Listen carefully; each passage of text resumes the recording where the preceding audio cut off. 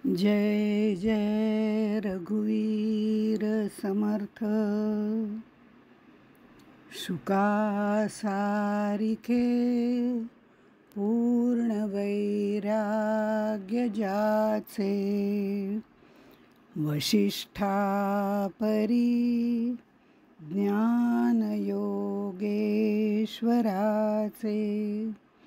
कवी वाल्मिका सारिखा मान्य ऐसा, नमस्कार माझा सद्गुरु रामदासा। मन हेची राम जनी मेघश्याम, देही आत्मा राम पाहे डोळा, पाहुनिया डोळा स्वरूपी मुरावे, वाचेसी असावे राम नाम। जय जय रघुवीर समर्थ। श्री समर्थांना नतमस्तक होऊन वंदन करते। तुम्हा सर्व श्रोत्यांना अभिवादन करते आणि आत्मारामाच्या पुढील निवेदनाला सुरुवात करते। खरं तर काल आपण जीवनमुक्त, विदेही, नित्यमुक्त या सगळ्या गोष्टी पाहिल्या होत्या। तसा त्यांच्यामध्ये फारसा फरक नाही, पण थोड्या छटा वेगळ्या आहेत एवढंच। म्हणून खूप काही हा जीवनमुक्तच आहे का, मग तो नक्की विदेही आहे का, नित्यमुक्त आहे मग नक्की मुक्त आहे का, एवढा विचार करण्याची आवश्यकता नाही। हे सगळं विचारात घेतलं तर म्हणजे संत कोण, साधू कोण हेही आपण बघितलं, पण जीवनमुक्त, विदेही, नित्यमुक्त यांच्या बाबतीमध्ये तरी असं म्हणता येईल की हे सर्वच जण मुळातच परब्रह्माशी एकरूप झालेले असतात। संत साधूसुद्धा असतातच, पण तरीसुद्धा या तिघांच्या बाबतीत नेहमी संदेह निर्माण होतो, संशय निर्माण होतो की नक्की यांच्यातला काय फरक आहे। तर तसा फरक काहीही नाही, फक्त छटा वेगवेगळ्या आहेत एवढंच लक्षात ठेवायचं। हे सगळे मुळात परब्रह्माशी एकरूप झालेले आहेत आणि इथे जो प्रश्न विचारलेला आहे की ते जन्म मृत्यूच्या चक्रात अडकतात का, मग त्यांना सगुण पूजा करण्याचं काही कारण आहे का? काहीही कारण नाही, त्यांना सगुण पूजा करण्याचं कोणतंही कारण नाही। पण आम्ही त्यांचा मार्ग अनुसरत असतो, ते त्यांनी आपल्याला आपल्या कृतीतून दाखवून द्यावं लागतं आणि त्यामुळे त्यांना जरी गरज नसली तरी आम्ही महाजनो येन गतः स पंथः अशा तऱ्हेने आम्ही जात असतो।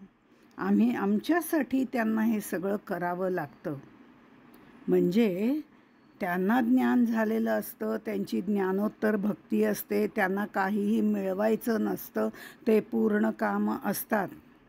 पण आपली अवस्था अशी आहे की आम्हाला अजून ज्ञान झालं नाही। उपासना भक्ती करण्यासाठी आम्हाला कोणीतरी आदर्श लागतो आणि तो आदर्श आम्ही नेहमी सत्पुरुषामध्ये पाहत असतो। मग ते असं करतात म्हणजे ती निश्चित चांगलं आहे, मग आपण पण करावं। एक गोष्ट सांगते, थोडी विरोधात्मक आहे पण तरीसुद्धा। एकदा विवेकानंदांनी सिगरेट काय आहे ती ओढून पाहिली। म्हणजे त्यांचा विचार असा होता की एवढे लोक याच्या आहारी का जातात, एकदा ओढून बघायला काय हरकत आहे की ह्याच्यात नक्की काय आनंद मिळतो। अर्थात ज्यांनी ब्रह्मानंद मिळवलेला आहे त्यांना असल्या आनंदाची गरज नाही, पण लोकांना सांगण्याकरता तो अनुभवही आपण घेऊन पाहिला पाहिजे या दृष्टिकोनातनं त्यांनी ती ओढली। आणि त्याच वेळेला कधीही सिगरेट न ओढणाऱ्यांनी एकदाच ओढली आणि त्यावेळेला 10 जणांनी पाहिलं असं आपण गृहीत धरू। मग अशा वेळेला काही जणांनी इतर संत साधू सज्जनांना विचारलं की विवेकानंद जर सिगरेट ओढतात तर आम्हाला ओढायला काय हरकत आहे? त्यावेळेला एका सज्जनाने असं उत्तर दिलं, अगदी निश्चित काहीही ओढायला हरकत नाही, क्षणभर त्यांना पण बरं वाटलं, विचारणाऱ्यांना. ते म्हणले, ओढायला काहीच हरकत नाही, पण आधी विवेकानंद व्हा आणि मग ओढून बघा. आधी विवेकानंद होणं किती महत्त्वाचं आहे हे आपण लक्षात घेत नाही आणि आपण त्यांनी एकदाच ओढलेली सिगरेट लक्षात घेतो आणि असे वेड्यासारखे प्रश्न विचारतो. तसं होऊ नये म्हणून ते आपल्यातली उपासना, पूजा अर्चा, काही अन्य गोष्टी, सगुणाची पूजा, हे सगळं ते करत असतात. कारण आम्ही महाजनो येन गता सपंथा हे आचरणात आणत असतो. आम्हाला कोणीतरी आदर्श लागतो. त्यासाठी म्हणजे आमच्यासाठी त्यांना हे सर्व करावं लागतं. बरं, शिवाय आम्ही त्यांच्यासारखी एकदम निर्गुणाची उपासना करणं शक्य आहे का? ज्ञानदेवांना शक्य होती, आधीच्या जन्माचं पूर्वसुकृत होतं, आमचं पूर्वसुकृतही नाही. मग अशा वेळेला आमच्यामध्ये ते काहीही नाही. मग सगुणाचे आधारे निर्गुण पाविजे निर्धारे, हे जर आम्हाला आचरणात आणायचं असेल तर आमच्यासाठी आदर्श म्हणून राहण्यासाठी ते सत्पुरुष सगुणाची उपासना करतात. म्हणून संत, सज्जन, जीवनमुक्त, विदेही हे सगळे सगुणाची पूजा करतात. म्हणून समर्थ रामदास श्रीरामाची उपासना करतात, आमच्यासाठी का तर आम्हाला पायंडा घालून द्यावा म्हणून. तुकोबा विठ्ठलाची पूजा करतात, ते त्यासाठीच करतात. ते सगळेजण आधीच मुक्त आहेत. मग ते जीवनमुक्त असतील, विदेहमुक्त असतील, नित्यमुक्त असतील, पण ते मुक्त आहेत. त्यांना जन्ममरणाच्या चक्रात येण्याचं काहीही कारण नाही. त्यांनी तो अवतार आमच्यासाठी घेतलेला असतो. या सगळ्या गोष्टी आपल्याला लक्षात ठेवायला लागतात. बरं, आमचं कसं असतं, आलंबनाकडे आम्ही लक्ष ठेवू शकतो, पण हे लोक आलंबनाकडे लक्ष नसतं त्यांचं, ते मुक्त असतात. आमच्यासाठी ते आलंबन काय आहे, कोणतं आहे, कशी, कोणत्या देवांना समोर ठेवावं हे सांगतात. ते मुक्तच असतात. त्यांचं जे आलंबन आहे ते निर्गुणाचं आलंबन आहे. आम्हाला ते सगुणाचं आलंबन आधी करावं लागतं, त्याच्याकडे आमचं लक्ष स्थिर करावं लागतं आणि त्याच्यानंतर त्यामागचं जे तत्त्व आहे ते पाहण्याची आमची वृत्ती त्या दिशेने सरकत जाते आणि मग आम्ही सगुणाचे आधारे निर्गुणापर्यंत हळूहळू पोचण्याचा प्रवास सुरू करतो. म्हणजे त्या आलंबनाच्या, म्हणजे मग तो ओंकार असेल, मूर्ती असेल, अवतार हे असेल, काही असेल, त्याचा आम्ही जेव्हा आलंबन करतो, त्या आलंबनाची परिपूर्णता जेव्हा व्हायला लागते तेव्हा ते आलंबन दूर केलं तरीसुद्धा आम्ही त्याची उपासना करू शकतो. म्हणजे त्याच्या मागचं तत्त्व बघण्याची आमची सवय निर्माण होते. यासाठी हे महाजन, हे संत, सज्जन, विदेही, नित्यमुक्त अशा पद्धतीने सगुणोपासना करत असतात. त्यांना आलंबनाचीही गरज नाही. सहज जाता जाता एक गोष्ट सांगते. गोष्ट म्हणण्यापेक्षा आदरणीय श्री द देशमुख म्हणजे काका देशमुख यांच्या प्रवचनात एकदा मागे ऐकली होती. तर त्यावेळेला त्यांनी असं सांगितलं होतं की मी इकडून तिकडे इथून काय दुसऱ्या गावाला प्रवास करायला निघालो होतो. लांबचा प्रवास होता, पण तरीसुद्धा एका माणसाने कुठून तरी छान अगदी शुद्ध केशर वगैरे जे म्हणतात त्या केशराच्या काड्या आणल्या होत्या आणि मी ज्या ठिकाणी जाणार होतो तिथे त्याचा मित्र राहत होता. तो म्हणाला, काका एवढी पुडी त्यांना नेऊन द्याल का? त्यांनी ती पुडी प्लास्टिकच्या पिशवीमध्ये, ते छान तो अगदी प्युअर असलेलं केशराच्या काड्या त्या प्लास्टिकच्या पिशवीत टाकल्या आणि ती प्लास्टिकची पिशवी उगीचच एवढीशी कुठेतरी गहाळ होऊ नये म्हणून ती आणखीन एका पाकिटामध्ये टाकली, कागदी पाकिटामध्ये छोट्या, आणि तसं त्यांना दिलं आणि म्हणे एवढं केशर तिकडे नेऊन द्या, मात्र हरवू वगैरे नका, खूप महाग आहे. ते म्हणले ठीक आहे देतो. आता कुठेतरी ते पाकिट ठेवलं आणि कुठेतरी गेलं तर उगीच काहीतरी व्हायला नको म्हणून काकांनी ते खिशामध्ये ठेवलं, त्यांच्याच खिशामध्ये ठेवलं. म्हणजे छोटंसंच पाकिट होतं, हरवायला नको, गेल्या तिकडे देऊन टाकलं की काम झालं. अशा ह्याने त्याने ते ठेवलं. आता ते पाकिटातनं पैसे काढताना, ठेवताना, काही करताना दरवेळी ते पाकीट चाचपून पाहिजे. आहे ना पाकीट? हां, आहे बाबा आहे. नाही काय लांबचा प्रवास आहे. पाकीट आहे ना? म्हणजे पूर्ण प्रवासामध्ये माझं आलंबन त्या पाकिटावरती होतं.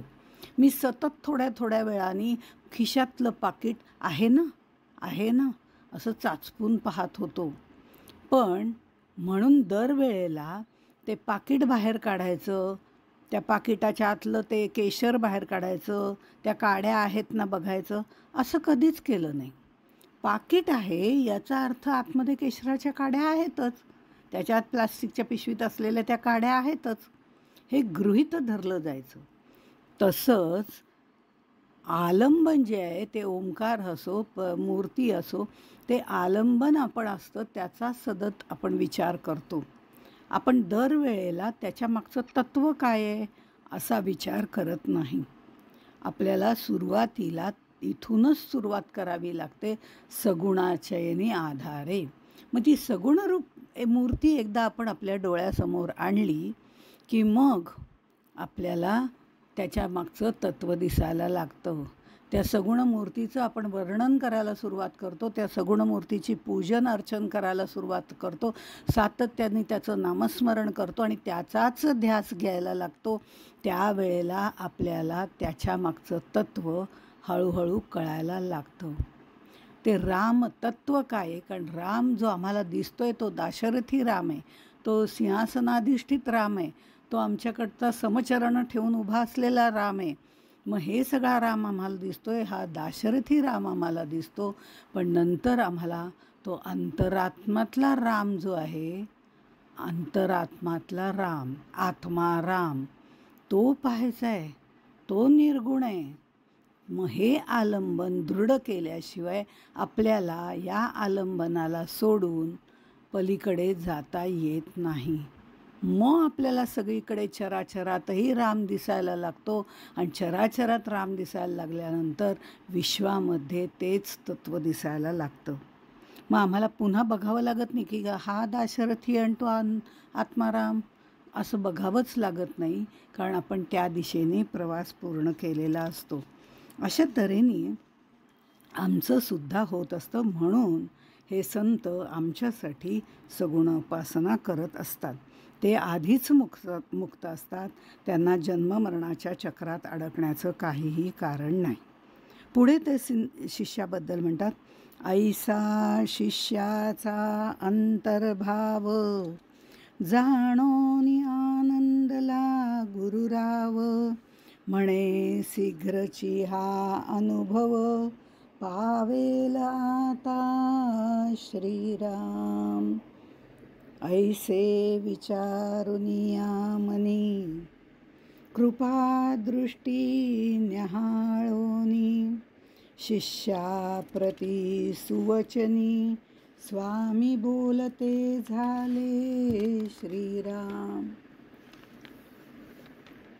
आता प्रत्येकाच्या नामरूपाच्या म्हणजे प्रत्येक नामरूपाच्या मागे म्हणजे कृष्ण असो, राम असो, ते तत्त्व आहे. हे शिकण्यासाठी आमच्यासमोर उपासना ठेवलेली आहे. शिष्याच्या या शंका मनातल्या ऐकून समर्थांना अगदी आनंद झाला. सद्गुरूंना नेहमी शिष्याने प्रश्न विचारावा आणि त्याचे उत्तर देताना आपण त्याला भरभरून ज्ञान द्यावं असंच वाटत असतं.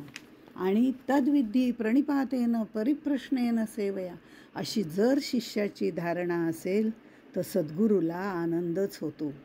मग कृपेचा वर्षाव केल्याप्रमाणे सद्गुरू त्याला ज्ञान द्यायला सुरुवात करतात.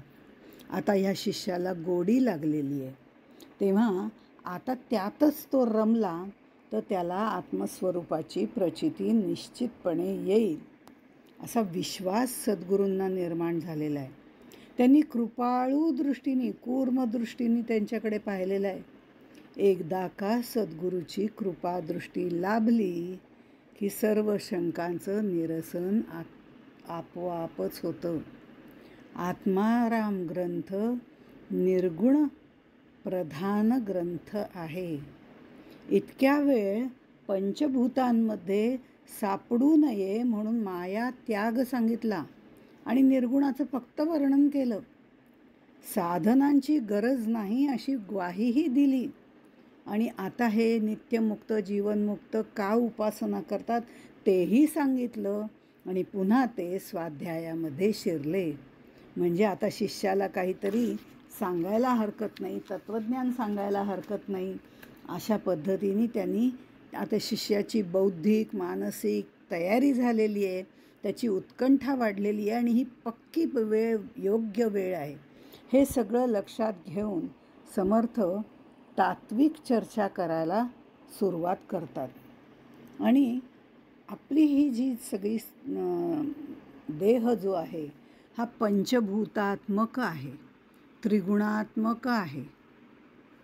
प्रकृतीसुद्धा आपण म्हणतो अष्टधा आहे, म्हणजे पंचभूतात्मक त्रिगुणात्मक अशीच ही प्रकृती आहे. आणि देहही पंचभूतांचा आहे. आपल्यातही त्रिगुण कमी जास्त प्रमाणात का होईना पण आहेतच. म्हणून प्रकृती माईक आहे, देहही माईक आहे. पण देह हे आत्मज्ञान ब्रह्मविद्या जाणून घेण्याचं साधन आहे. सगुण मायेतच ते येतं. देहसुद्धा सगुण मायेतच येतो. म्हणजे मायेमध्ये येणारा माईकच आहे.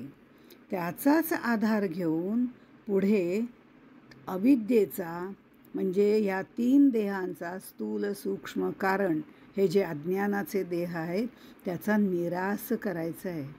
तो आपल्या हातात आहे. मग पुढे सद्गुरूंची कृपा आहे आणि मग महाकारण देहाचा म्हणजे जो ज्ञानाचा देह आहे त्याचा निराश करायचा आहे. असं हे सगळी तात्विक चर्चा आता त्यांना सुरू करायचे.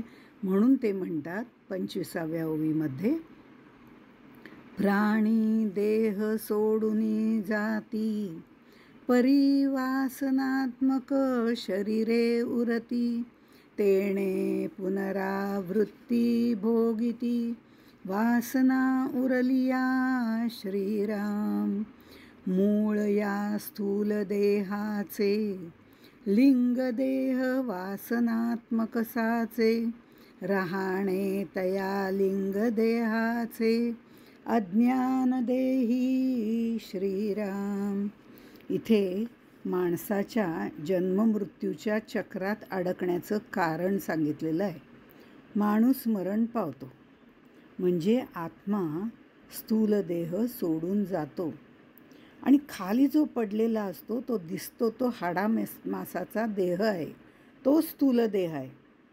म्हणजे आपण कोणतरी सांगायला जातो, अहो ते बाबूराव जे आहेत ते गेले बरं का.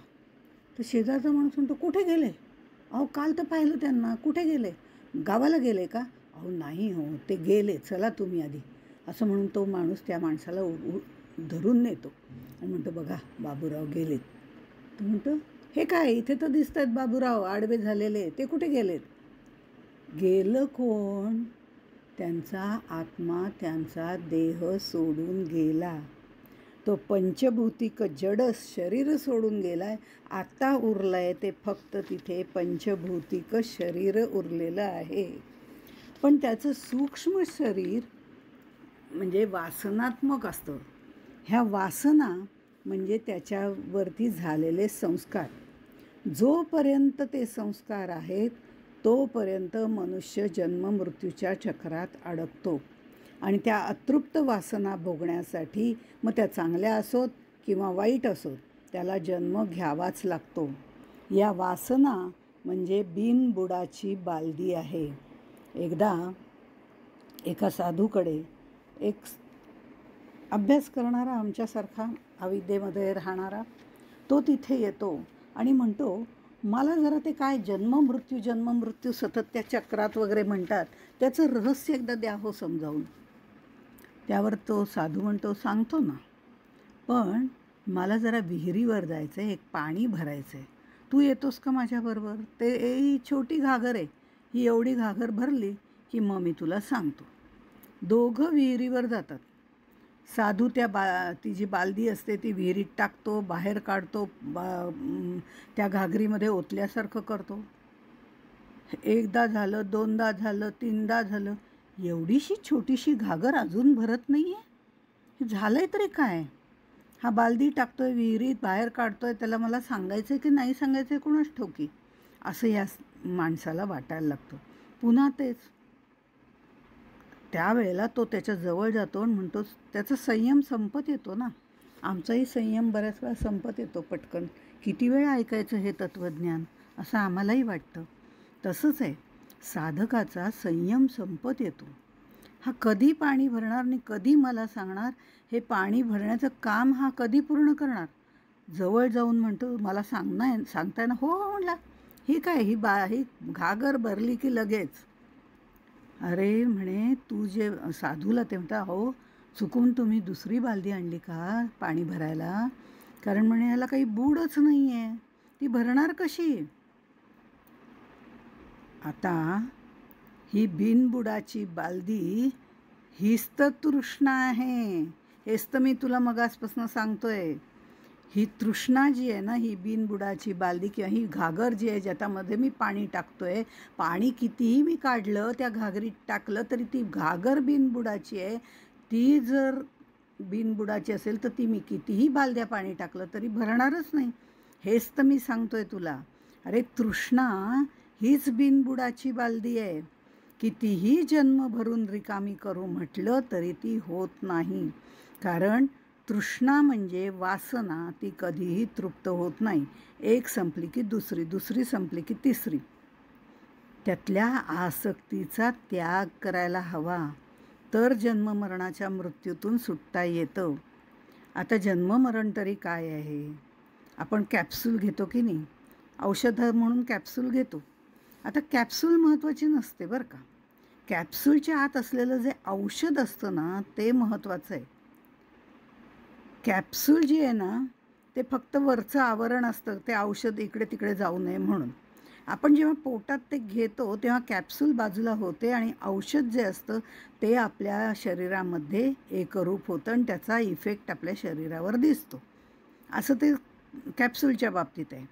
इथे ज्या वेळेला वासना धरून हे आत्मतत्व बाहेर पडतं, ते वायुरूपातनं बाहेर पडतं, ते जे वासनेचा देह घेऊन बाहेर पडतं, म्हणजे सूक्ष्म देह त्या वासना घेऊन बाहेर पडतं, त्यालाच लिंगदेह असं म्हणतात. आणि पंचप्राण आपलं शरीरातले सगळी स्थानं सोडतात, तेव्हा वासना त्या पंचप्राणांच्या किंवा प्राण याच्यामधनं, जीवप्राण त्याला म्हणतात खरं, त्याचा उल्लेख कठोपनिषदात आहे. पण आपण आत्ता असं म्हणू, जे आपले प्राण घेऊन बाहेर पडलेलं आहे त्याच्याबरोबर त्या वासना मागोमाग जातात. आणि मग जसं ही कॅप्सूल फुटते आणि त्या वासनांप्रमाणे ज्या आतल्या वासना आहेत, ते जे औषध आहे आतलं, तिथे गेल्यानंतर त्या वासनांप्रमाणे मला कुठे ते उपभोगण्यासाठी देह मिळेल याचा विचार तो करत राहतो. आत्मा हे औषध आहे. कॅप्सूल वरचं कव्हरमध्ये काही नाही आहे, कव्हर बाजूला होतं आहे. तसं देहरूपी कॅप्सूलचं आवरण बाहेर झालं तरी हे वासनारूपी जे आहे ते त्या आत्म्याभोवती फिरत फिरत वायुरूपाने बाहेर जातं. तोच सूक्ष्मदेह किंवा लिंगदेह असतो. आपण जर बघितलं तर मुळात देह म्हणजे काय, आणि स्थूलदेह, सूक्ष्मदेह, कारणदेह, महाकारणदेह, पिंडी 4 आणि ब्रह्मांडी 4 असं सांगितलेले आहेतच 8 देह. पण पिंडातले कोणते आहेत? तर स्थूलदेह म्हणजे आपला जो हाडामासाचा देह दिसतो, जो मृत्यूनंतर खाली जमिनीवर पडलेला आपल्याला दिसतो, तो आपला देह आहे हाडामासाचा.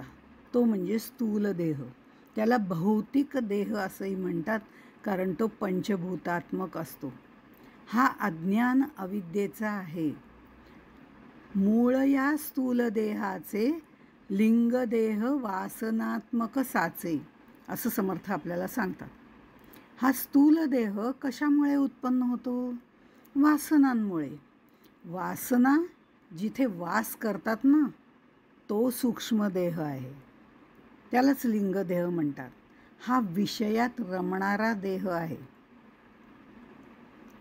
त्यामुळे माणसाच्या अंतर्यामी अनेक जन्माच्या गोळा केलेल्या ज्या वासना असतात, त्याच्यापैकी त्यातल्या तृप्त होण्यासाठी ज्या परिपक्व झालेल्या असतात, त्या सूक्ष्म देहामध्ये प्रगट होतात आणि ते भोगण्यासाठी जीव स्थूल देह धारण करतो. सूक्ष्म देह परिपक्व वासनांचा आहे. ज्या परिपक्व होत नाहीत त्या कारण देहामध्ये सुप्त रूपाने राहतात. तोही अज्ञानाचा, अविद्येचाच देह आहे. म्हणजे स्थूल, सूक्ष्म, कारण हे अज्ञानाचे देह आहेत. सर्व इंद्रिय वासनेत गुंतवण्याचं कार्य हा सूक्ष्म देह करतो आणि प्रत्यक्ष कृती करण्याचं कार्य स्थूल देह करतो. आणि हे दोघे एकमेकांच्या सहाय्याने आपल्या ज्या परिपक्व झालेल्या वासना आहेत त्या भोगायला सुरुवात करतात, विषय भोगायला सुरुवात करतात आणि जन्ममृत्यूच्या फेऱ्यात आपल्याला अडकवतात. आता मायेच्या सहाय्याने राहून, मायेतच राहून, माईक साधनांनी, शमदमादी षटसंपत्तींनी, या सर्व साधनांनी याचा निरास आपण करू शकतो. निरास करणं म्हणजे ते अवयव इंद्रिय तोडून टाकणं, त्याग करणं असं नव्हे. मनाच्या किंवा बुद्धीच्या पातळीवर त्या इंद्रियांचा उपभोग घ्यायचा नाही. त्यातली आसक्ती दूर ठेवायची, म्हणजे त्याचा निरास करणं आहे. महाकारण देह जो आहे तो ज्ञानाच्या कक्षेत येतो आणि त्याचा सद्गुरु कृपेशिवाय निरास होऊ शकत नाही. पहिल्या तीनही देहाला आपण प्रयत्नपूर्वक जर साधना उपासना करून सगुणाचे आधारे असं गेलो तर निश्चितपणे तीन देहांचा निरास करणं आपल्या हातात आहे. कारण ते आपल्या स्थूल देहाशी, इंद्रियांशी निगडित आहे. महाकारण देह ज्ञानाचा असल्यामुळे त्याचं निराकरण होण्याकरता, निरास होण्याकरता सद्गुरु कृपेची आवश्यकता असते. आपले प्रयत्न आहेतच, पण सद्गुरु कृपेची जोड लागते. आता महाकारण देह ज्ञानाचा असल्यामुळे त्याला विस्मृती नसते. आत्मविस्मृती जी म्हटली जाते, आपल्याच आत्म्याची, आपल्या आत्मतत्व आहे, ते सगळं काम करतंय, ह्या सगळ्याची विस्मृती होणं म्हणजे आत्मविस्मृती. आम्हाला नेहमी वाटतं ना, मीच करते, मीच हे करते, मीच ते करते, मीच सगळं करते. आतमध्ये ते आत्मतत्व आहे, ते मला शक्ती पुरवते म्हणून मी हे करते, हे माझ्या लक्षातच येत नाही. ही आत्मविस्मृती. पहिल्या तीन देह जे सांगितले, स्थूल, सूक्ष्म, कारण, ते अज्ञानाचे देह आहेत आणि आत्मविस्मृती हे त्याचं प्रधान लक्षण आहे. तर आत्मस्मृती, त्याची सतत आठवण, हे ज्ञानाच्या महाकारण देहाचं लक्ष आहे. इथे मी तोच आहे ही जाणीव आहे. ते आत्मतत्व सगळं काम करत आहे. अहम ब्रह्मास्मी, ते ब्रह्मच माझ्यामध्ये आहे ही जाणीव आहे. इथे तुर्यावस्थेपर्यंतची साधना महाकारण देहामध्ये झालेली असते. पण तरीही तुर्या ही द्वैताची अवस्था आहे. तिथे मीची सूक्ष्म जाणीव आहे आणि मीची सूक्ष्म जाणीव आपल्याला शेवटपर्यंत आवश्यक असते. ही मीची सूक्ष्म जाणीव तिथे आहे म्हणून तुर्या म्हणजे प्रत्यक्ष द्वैत असं म्हटलंय. मग समाधी अवस्था असली तरीसुद्धा, कारण माझी समाधी लागली होती, समाधी उतरली की आपल्याला त्याचं ज्ञान होतं, त्यामुळे ती सुद्धा त्याचीच आहे. त्यामुळे मीची सूक्ष्म जाणीव तिथे आहे. ज्या वेळेला ती भावनाही नष्ट होते, त्या सूक्ष्म मीचं सुद्धा विसर्जन होतं, तेव्हा उन्मनीय अवस्था प्राप्त होते. आणि उन्मनीय अवस्थेचा प्रांतू ते तुझे स्वरूप असं समर्थ आपल्याला सांगतात. म्हणजे मूळ माया या स्थूल देहाचे लिंगदेह वासनात्मक साचे. मग लिंगदेहाचं मूळ स्थूल देहाचं मूळ हे लिंगदेह आहे आणि लिंगदेहाचं कोणतं आहे? कारणदेह आहे. अशा तऱ्हेने त्यांनी या सगळ्या गोष्टी आपल्याला सांगितलेल्या आहेत. आणि या सांगताना आता कारणदेह तेची अज्ञान आणि तो मी आत्मा ऐसे ज्ञान तयानाब महाकारण देह बोलिजे. हा महाकारण देह म्हणजे काय हेही आत्ता आपण समजावून घेतलं. पण पुढची जी ओवी आहे याला अनुषंगाने ती पुढची ओवी आहे त्याचा विचार आपण पुढच्या वेळेला करू. तोपर्यंत आपण इथेच थांबू. जय जय रघुवीर समर्थ.